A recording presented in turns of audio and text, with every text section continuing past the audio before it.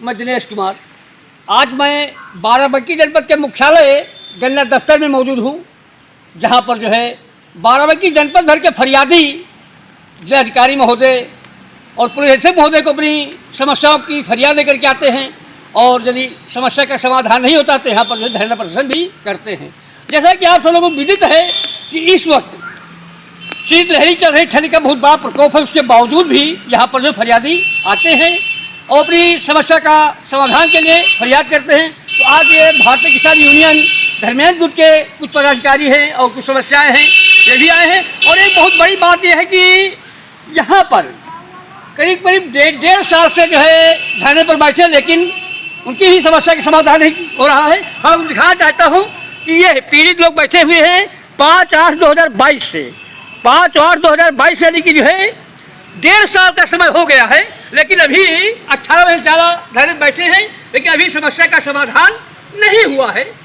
तो जहाँ सरकार की मंशा है कि पीड़ित को तो न्याय मिलना चाहिए, मुख्यमंत्री योगी आदित्यनाथ की यही मंशा है, लेकिन उसके बावजूद भी सबसे बड़ी बात यह है कि यहाँ के जो पीड़ित बैठे 18 महीने से, वो अपने लिए लड़ाई नहीं लड़ रहे बल्कि समाज के लिए लड़ रहे हैं। बहुत जो भंते जी हैं, तो इस तरीके से जो है वो सब लोग बैठे हुए हैं। लेकिन यहाँ जो आज बैठे हुए हैं पीड़ित हैं, तो इनका समस्या है कि फ्रॉड को लेकर के, कि बैंक किस तरीके से तू दाल में 5 की तर्ज पर फ्रॉड करती है। तो मैं इन्हीं लोगों से जानकारी करना चाहता हूँ कि इनकी समस्या क्या है। तो भाई साहब, सबसे पहले बताइए आपका नाम क्या है? अनिल कुमार सिंह जी। ठीक है, तो क्या समस्या है जो आज आपको यहाँ पर जो है बैठना पड़ा, अनिश्चितकालीन धरना देना पड़ा, क्या समस्या है? हम लोगों की जब तेज बोलो। हम लोगों से 3 फाइलों पे साइन करवाए गए पशुपालन के नाम पे। अच्छा। और 43,189 रजिस्ट्रेशन के नाम पे लिया गया। हाँ। उसके बाद में क्या लिया गया?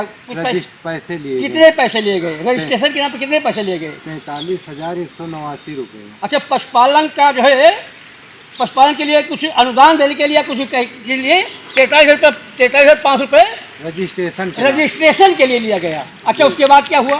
उसके बाद अगले दिन डीसी को भेज के कागज़ मांगा गया जी। तब हमने कहा कि हमको केसीसी करवानी नहीं है, डेयरी केसीसी के लिए खतौनी खतरा की क्या आवश्यकता। जी जी जी जी।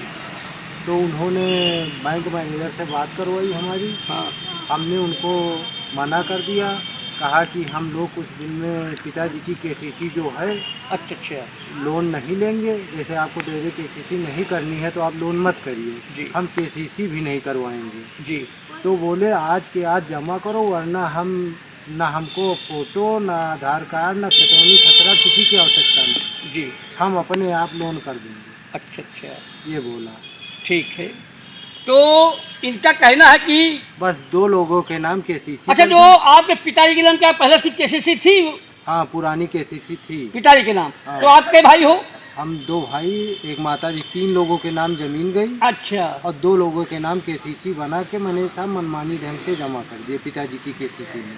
अच्छा, तो पीड़ित का ये कहना है कि हम एक पिता के जो है 2 संतानें हैं और हमारी माता जी हैं, तो जो ज़मीन आई है 3 लोग खाते में आई है, पिताजी एक्सपायर करके मृत्यु हो गई है, तो 2 लोगों को केसीसी बना दिया कि 3 लोगों को भाई जैसे कर्जा था तो तीनों लोगों को बराबर ज़मीन लिया, 3 लोगों को बराबर कर्जा अदा करना चाहिए था, लेकिन 2 ही लोगों को जो है केसीसी बना करके फ्रॉड करके। आप लोग बैंक गए थे कि नहीं गए थे?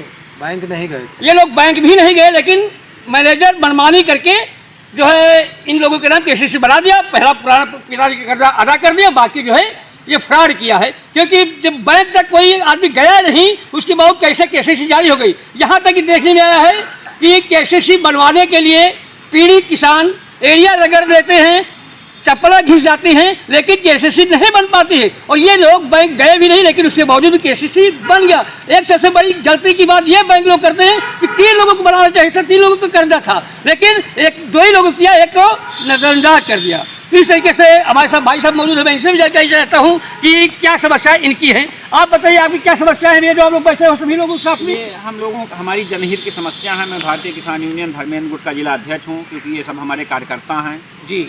इन लोगों की सबसे बड़ी समस्या है कि एक दरियाबाद आर्यावर्त ग्रामीण बैंक है, जिसमें हमने 2020 को मुहिम चालू की थी कि वहाँ पर एक मृतक के खाते से केसीसी का लेन देन हो गया। यानी जो आदमी मृत हो चुका है, मृतक के खाते से लेन देन किया गया। जी, वो ये बैंक वालों की बहुत बड़ी गलती है, फ्रॉड है कि मृतक की जो है जब आधार कार्ड नहीं देखते हैं कि किस नहीं देखते, जब तो फोटो सब कुछ लगा होता है, लेकिन उसके बावजूद भी लेन देन हुआ। इसके लिए कहीं न कहीं बैंक वालों की मिली भगत नजर आती है। 10 फरवरी 2015 को उनकी मृत्यु हो गई और 12 फरवरी 2015 को 1,70,000, उसके बाद फिर 20,000, 16 फरवरी को इसी तरह उसके बाद जमा किया गया, फिर निकासी हुई। जी, इसमें जब तक बैंक मैनेजर की पूरी संलिप्तता है, क्योंकि वो मृतक हो गए थे, इसलिए उनका मृत्यु प्रमाण पत्र, आधार कार्ड और सब डॉक्यूमेंट हमारे पास मौजूद हैं, परिवार रजिस्टर पर भी अंकित है, लेकिन उनके द्वारा ऐसा किया गया, जो एक बहुत बड़ी धोखाधड़ी का कृत्य है। हमने इस बारे में कई बार शिकायत की, लेकिन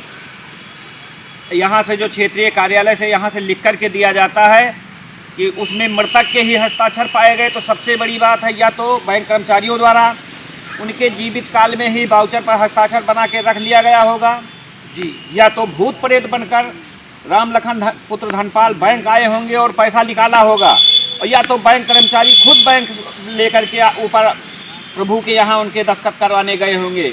और दूसरा मामला है, उन्हीं का मामला है कि उनकी वही राम लखन की मृत्यु का पैसा उनकी पत्नी के खाते पर आया था जी, इसमें 11,000 उसने निकाला और 78,500 दूसरी महिला निकाल ले गई, जो बहुत बड़ा भ्रष्टाचार है। एक खाते, कंप्यूटर का युग है, एक खाते से दो लोगों को जमा निकासी होना कितना बड़ा असंभव काम है, लेकिन बैंक इतना, ग्रामीण आर्यावर्त बैंक तो इतना भ्रष्ट है कि वो कुछ नहीं देखता कि हमें क्या करना। इसी तरह हमारे पास 7 समस्या हैं। लकड़िया वन ब्लॉक है, रामस्नेही घाट तहसील में पड़ता है, पेड़ लगे ही नहीं है, निराई गुड़ाई रखवाली सिंचाई के नाम पर निकाला गया है लगभग 20 लाख रुपए। एक गांव दिलौना पड़ता है, वहाँ पर चकमार्ग और आबादी की ज़मीन को खाली करने के लेखपाल द्वारा प्रधान की सुपुर्दगी में दे दिया जाता है नाप करके, उसके बाद भी उसको जोत लिया जाता है। मैं उसकी कई बार शिकायत कर चुका हूँ।